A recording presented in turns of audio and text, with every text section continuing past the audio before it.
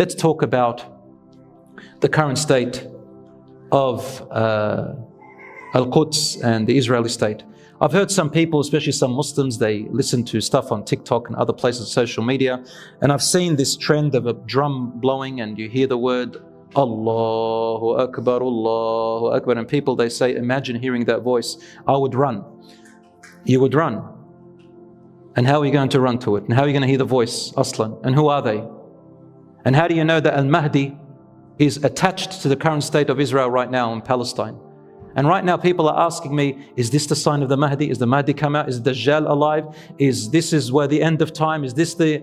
I want to fix some misconceptions, brothers and sisters. There is nothing in the Quran or the Sunnah, even in the weak hadiths, that make a connection between now the current state of Palestine and Israel and the Mahdi currently. Later on there is. And this is what I want to, inshallah, give you hope about. First of all, the ayat in the Quran, in Surah Al-Isra, Allah subhanahu wa ta'ala says, وَالْعَاقِبَةُ لِلْمُتَّقِينَ. Those who are God-fearing will have the end. Right now, this is the process. The end is coming, inshallah. And the end will be for the believers. Now, Allah subhanahu wa ta'ala, or He told His Prophet sallallahu alaihi wasallam, many things that will come in the future. These are all in hadiths, authentic hadiths, some of them Bukhari and Muslim, and some of them in Abu Dawud, Tirmidhi and other hadiths. When it talks about Al-Mahdi, Al-Mahdi means the guided one. Al-Mahdiyu, Al-Rasul sallallahu alaihi wasallam says many hadiths about him in books other than Bukhari and Muslim.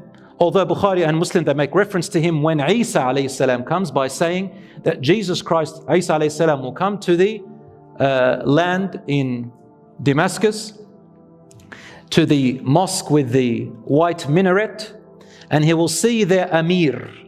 The Amir means Amir al-Mu'mineen, the leader of the believers. So inshallah it's a khilafah.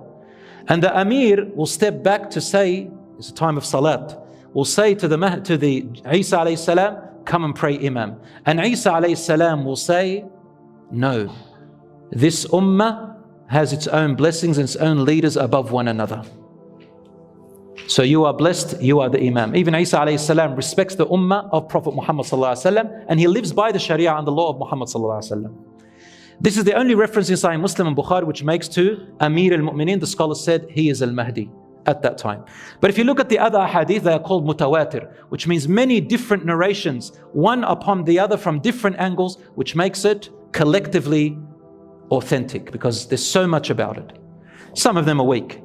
Al-Mahdi, my dear brothers and sisters, will come out inshallah. We don't know if he has come out yet or he is yet to come out. Only Allah subhanahu wa ta'ala knows. But it will not come out at the fall of Palestine or the fall of, Israel or whatever. So there's no connection really. Sorry to say that to you. But inshallah, what will happen is this, based on all the ahadith, to cut it short, that Israel will fall. Even by not talking about scripture and religious scripture, the way they're going, they cannot last. 75 years and the core of the problem is still there. And now, alhamdulillah, the PR campaign against them is getting stronger and stronger. Subhanallah, we looked at social media as having harm, but social media also has good. There is a form of jihad which is called the PR campaign. So long as you know what you're saying and you know what you're doing, not just throwing around words. And there are people out there who are speaking, alhamdulillah, Allah subhanahu wa ta'ala has used people from the Muslims and from the non-Muslims for this cause. And Allah subhanahu wa ta'ala knows best. But let's not jump to assumptions. Al-Mahdi will come at a time from the context of the hadiths where Israel has already fallen. Because it says in Sahih Muslim Bukhari that when Isa alayhi salam arrives and he will go to pray in the Minar al-Bayda, the white minaret, the army of the Amir is there. And they will be heading to where? To Bayt al-Maqdis. When Isa alayhi salam enters Bayt al-Maqdis, the Mahdi and the army are already there. And who is there at the same time on earth? The Dajjal.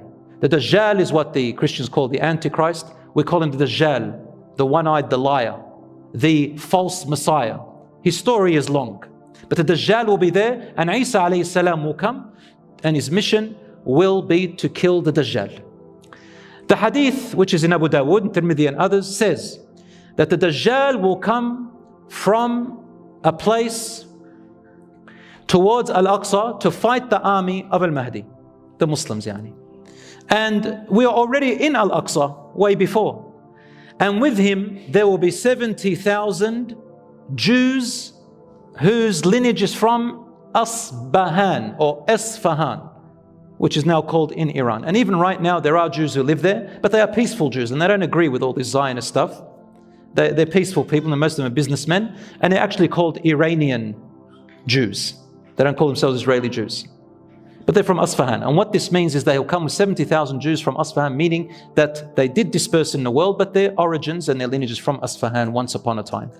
So the Jews are not in Israel, and the Jews come back and Al-Mahdi is there, and then Isa alayhi salam will come out, and when he sees the Dajjal, he melts in front of people and he starts running away, and then he comes and kills them with his sword, and then blood stains on his sword, and he says to the people, if this was your God, because they start believing he is their God, they believe he is the Messiah, will he die? And that's when a large group of Christians themselves, they return back to truth. A large group of those who became Christians and Catholic and Orthodox, they do see the truth, and they follow Isa alayhi salam. And a number, Allahu A'lam, some scholars said, and a number of Jews as well. Allahu A'lam. Allah knows best. The Mahdi will come out, according to the hadith which is in Abu Dawud, Tirmidhi, that he'll come out from the Far East. Where is the Far East? There is a hadith which says that it comes from Khurasan, and the black flags will come from Khurasan, and that's the sign. But the hadith is weak, brothers and sisters, and there's nothing authentic about Khurasan in itself. But black flags will come to support Al-Mahdi from the Far East of Medina, so towards Iraq and that area. And when they come, they'll hear about him. Al-Mahdi will be running away from a group of people, army, who are after him, after 3 sons of kings will fight over our treasure. The Prophet ﷺ said, Kanzikum.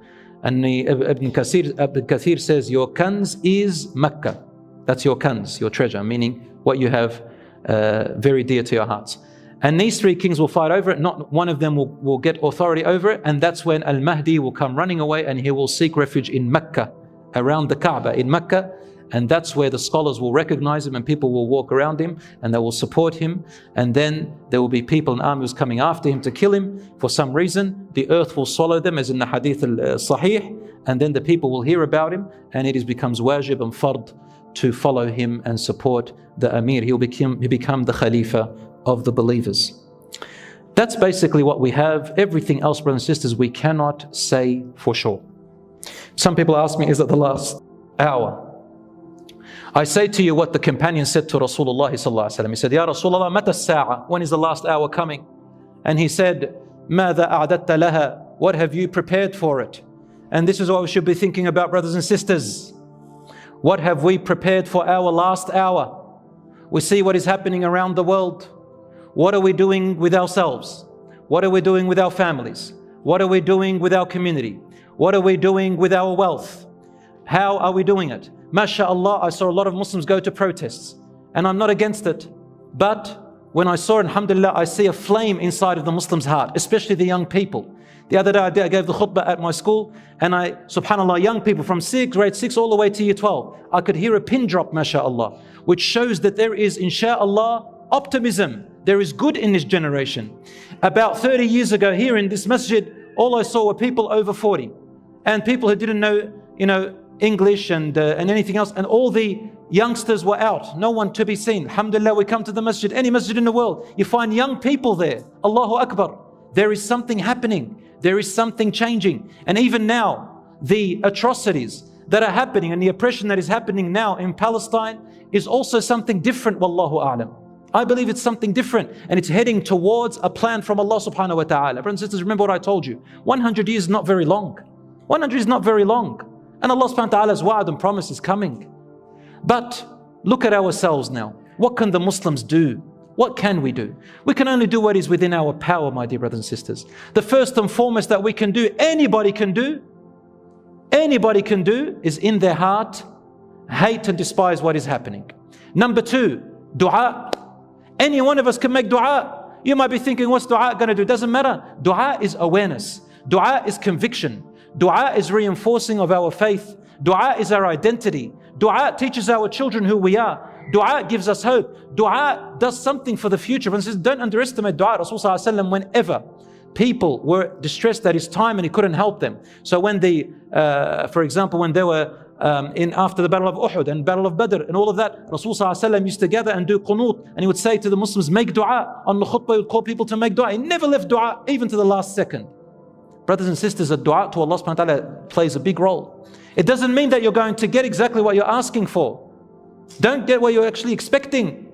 But Allah subhanahu wa ta'ala says, وَعَلَى اللَّهِ فَلْيَتَوَكَّلِ الْمُؤْمِنُونَ. Upon Allah, believers should trust and put their trust in. Trusting Allah subhanahu wa ta'ala means that you know that Allah subhanahu wa ta'ala, He will guide.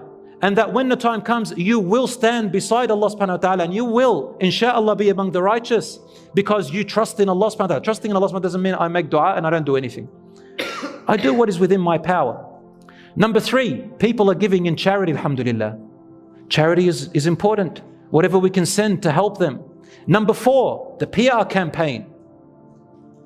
The PR campaign. A lot of us, alhamdulillah, we're sharing footages, we're sharing things, we're making awareness. I know that some scholars, they said, don't show atrocities and think, well, we can't really stop that. But at the same time, there is good in some of the things that we are sharing because it's creating awareness as well. And it makes us, those who really do care, inshallah, are aware, and we're learning more than what we ever learned before, subhanallah. Number 5, my dear brothers and sisters, very importantly, there is a big sign. Why hasn't Allah subhanahu wa ta'ala given us what we want? Allah knows best. But perhaps we are not ready for it. Perhaps we are not ready. Perhaps if Allah subhanahu wa ta'ala gives us right now, we would corrupt. Perhaps Allah subhanahu wa ta'ala knows that it's not the best time. Then what about the children? What about the women? What about all of that? We continue to support them and raise our voices. And we ask Allah subhanahu wa ta'ala to unite the believers and to save and protect our brothers and sisters in Palestine and all around the world. And we ask Allah subhanahu wa ta'ala to change their state from evil to good and from suffering to peace. May Allah subhanahu wa ta'ala have mercy upon their dead ones who we assume are martyrs, inshaAllah.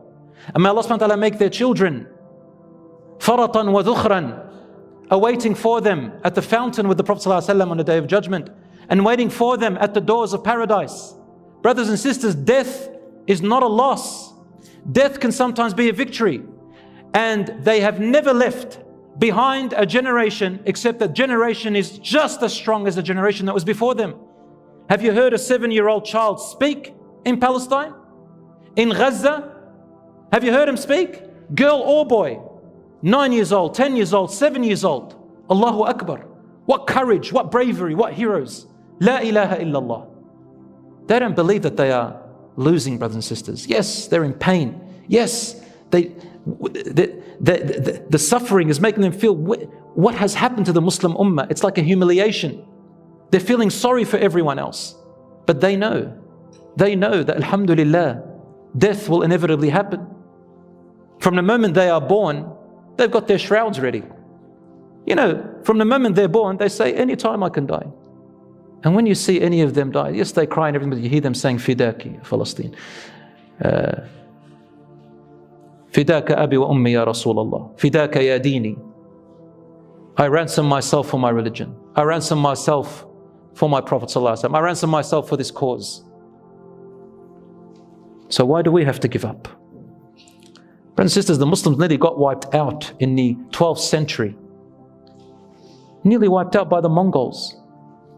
Yet Allah subhanahu wa ta'ala brought back from the ashes the victory and the power again. It lasted right up to later on until Allah subhanahu wa ta'ala brought Islam and Muslims and justice and goodness back.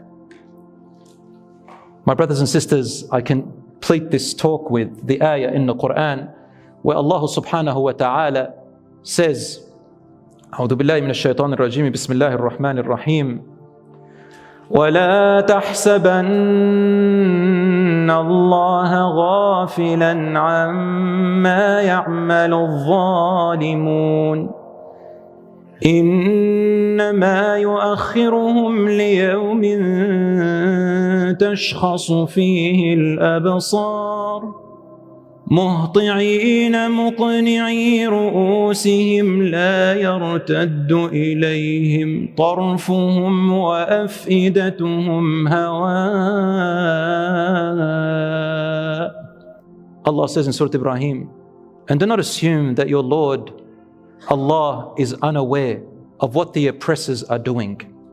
He is merely giving them respite for a very short time, till a day comes, don't worry, where they will be standing on a day and their eyes are looking in terror and horror, and their hearts they will feel as if it is outside of their body from the fear and horror that they will be facing.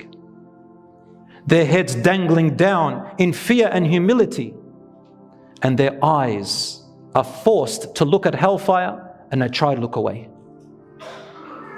Allah also says, and do not assume that those who have been killed in the path of Allah, that they are truly dead. No, they are living, being provided by their Lord. And they are happy and joyous. And they are so joyous and waiting for what? And they are so joyous, anticipating what is waiting for their brethren that are still left behind on earth. And they call out, do not fear, and have good tidings with paradise that has been promised to you. May Allah subhanahu wa ta'ala remove the suffering of our brothers and sisters in Palestine and all around the world. O Allah, O our Lord, bring victory sooner than later. O Allah, protect them. O Allah, have mercy upon their dead. O Allah, let their children be their intercessors on the Day of Judgment. O Allah, forgive our shortcomings and assist us and guide us to that which pleases you. O Allah, have mercy on them and upon us. O Allah, guide those who are lost. O Allah, we ask you to keep our hearts firm and to help us stay steadfast. O Allah, accept our dua and fulfill your promise which you have promised. هذا وصلى الله على نبينا محمد وعلى آله وصحبه أجمعين.